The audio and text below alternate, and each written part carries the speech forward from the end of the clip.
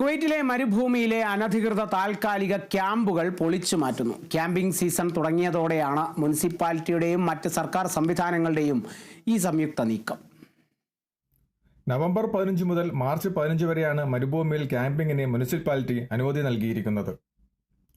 സ്വദേശികളും വിദേശികളുമായ കുടുംബാംഗങ്ങൾക്ക് ഈ കാലയളവ് മരുഭൂമിയിലെ വിനോദത്തിന്റെ നാളുകളാണ്. എങ്കിലും കുവൈത്ത് മുനിസിപ്പാലിറ്റി ചില കർശനമായ നിയമങ്ങളും നിർദ്ദേശങ്ങളും നിയന്ത്രണങ്ങളും ഏർപ്പെടുത്തിയിട്ടുണ്ട്.